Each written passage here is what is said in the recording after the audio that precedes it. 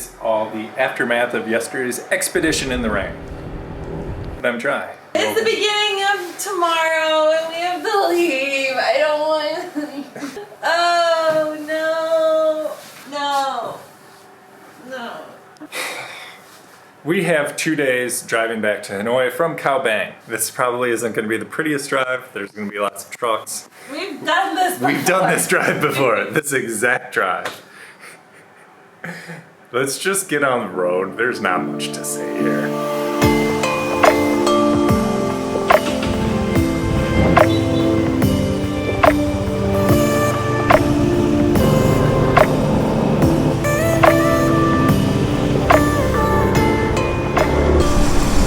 This is certainly excited. We're on QL3 right now. If that's not right, it'll be corrected below. But like, there's no trucks and it's pretty much just me and Finn on this road and a random car or scooter. I really thought we were gonna hit commercial traffic, but I guess there's a actual like trucking route to Khao Bang instead of this. So, well, it's not the most scenic road yet. Hey, at least it's great pavement and it's completely empty. I'll take that.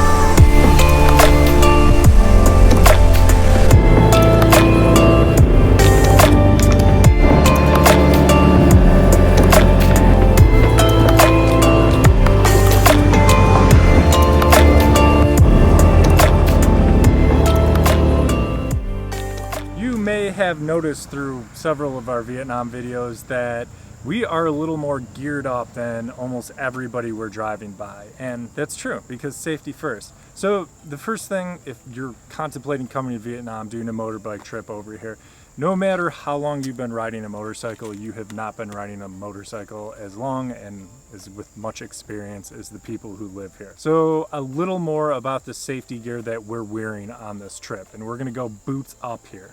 I brought leather boots that cover my ankles. If you ever go off of a bike, you sure are going to want something on your feet besides sandals, even though like everybody we've ridden past is just in sandals, sometimes bare feet. I'm not as good of a rider as them. For pants, I have Ugly Brothers pants. They are Kevlar reinforced in all the spots it would hit if you actually slid out.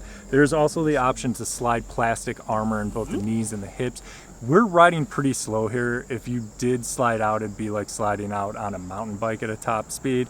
So I'm not too worried about heavy impact or anything, but it will save raspberries in case you low side your motorcycle on some gravel, and that's worth wearing those pants to begin with. Up top, most of the time, not all the time, I have my leather jacket on unless it's way too hot. Again, I don't have armor in any of this. This was custom made in Hoi An, by the way. Yeah, right here. But it's gonna save road rash and that sort of thing.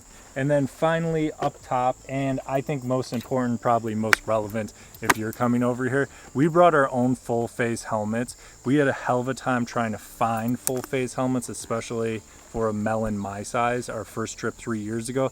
Now I know that Tigit, where we rented our bikes from, you can buy them for $35 there. And we're gonna put this little infographic up on the screen instead of my stupid face right now.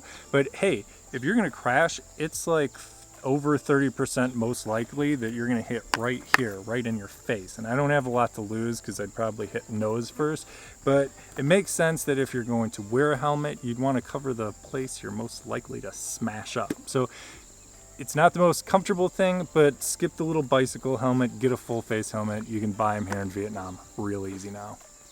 Over to you, Allison. What's up, ladies? I will say, as a beginner rider, half of it for me is just feeling protected, because that was a big thing when I was driving the first time. When it was my very first time on a bike, I just felt so unsafe and I kept like visualizing myself falling. So now that I am fully protected, I just feel more confident too, which is a nice mindset to have. And let's just walk through the same gear like we did with Tim, because it's helpful just to know what it is. First of all, at the very least, if you are just a backpacker and you're just coming up for the Ha Giang Loop for like 3 days or so, I wouldn't necessarily say that you have to bring all of this specific motorcycle gear just for that trip, but definitely bring long pants and some type of arm protection for that trip. I've seen too that they sell like pads, like elbow pads and knee pads and stuff if you want to buy those just specifically for those few days.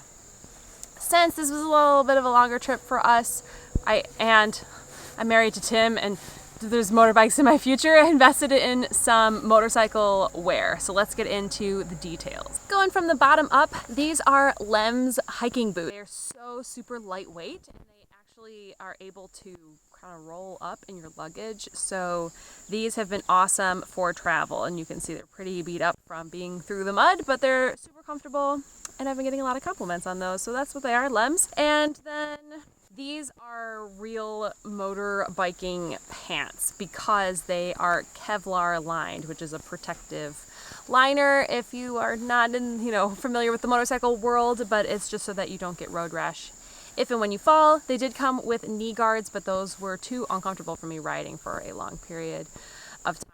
So they were removable, which was great, which made these more comfortable. It is really hard finding women's pants for motorcycling. I found they sell Tim's pants in a women's, but I put those on and they basically just like felt like men's pants. From what I've read online, it's really tough for women to find good pants, but these are great because they're essentially just like leggings, so they just fit as leggings would fit. They're just really hot. Anyways, I have been really loving wearing synthetic t-shirts every day because they just don't absorb moisture like cotton does, and that is a good thing to remember always for travel, that these just wear better. So I've been wearing those. This one's just from Old Navy, like $5 or something. And then, because they have tall, even in shirts.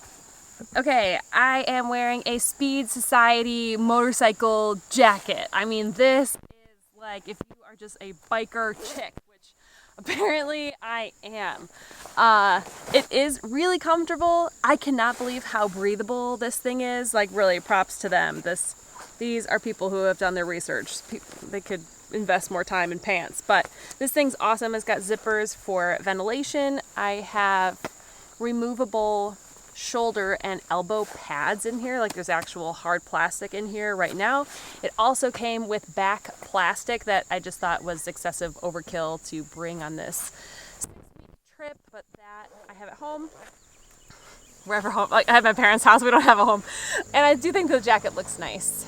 Rocking the all black biker chick thing. And then I also own my own helmet, again, being married to Tim, so I just brought the one that I have. I do really like this. It's incredibly comfortable and lightweight. I remember even just on the last trip having a really heavy helmet on your head all the time just like kills your neck after a while, so I haven't been having that with this. The visor is everything.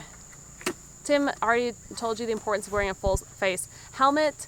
Having a visor in the rain, with bugs, with all of the gravel, I don't know, honestly, like some places we go through, there's so many butterflies, and we just like keep hitting butterflies. Whatever obstacle you encounter on the road, it is important to have a visor, and I like that even better than just throwing on a pair of glasses.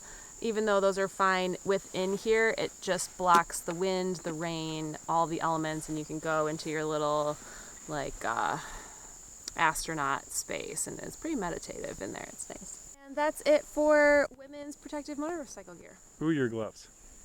Oh, they only had blue in a size that fit me. I'm not loving the whole blue. It's throwing off the ensemble, but I was able to pick up these gloves for, I don't know, maybe $5 or $10 at Tigit where we rented the bikes. They were selling gloves there.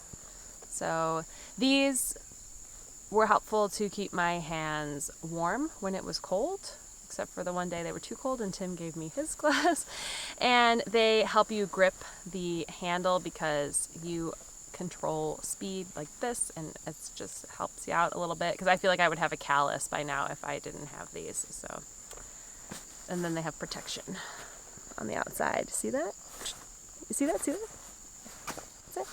Last thing, rain protection. At Tigit or almost like anywhere on the side of the road, you can get a poncho for like $4 or $5. It's going to keep you dry enough. If you're doing a long trip here, bring your own rain pants from home. Bring your own rain jacket. You'll stay much drier than just working with the poncho. The poncho keeps everything up here dry, but your legs and your boots and stuff get soaked. but just plan. It's Vietnam. It's gonna rain. You're here for 2 days. It's gonna rain. You're here for 1 day. It's gonna rain. That's it. So some of that stuff you can get here. Some stuff bring from home if you have a longer trip set up. Safety first. Safety first.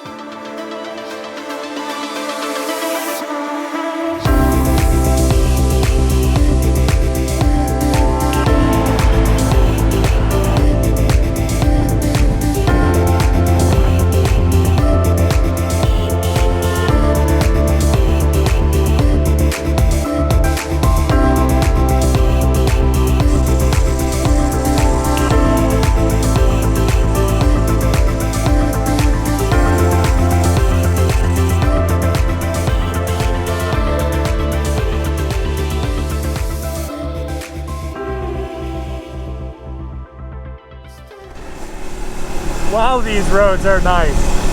Not that I did, but you certainly could get your bike up well north of 100 kilometers an hour.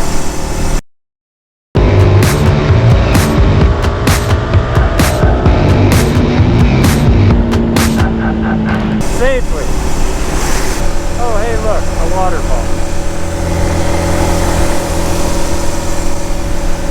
Nice easy ride. I think we kind of need this after so long out being remote.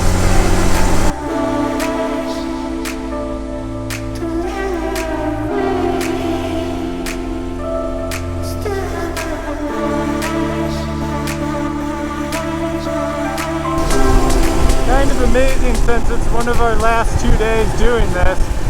Perfect. Sunshiny. Truly not too hot. It's warm, it's really comfortable, but just like, I mean, when it all comes together and you have really nice safe roads, no traffic, sunshine on your shoulders, that's awesome. This is a great second to last, how about penultimate day for the motorbike trip.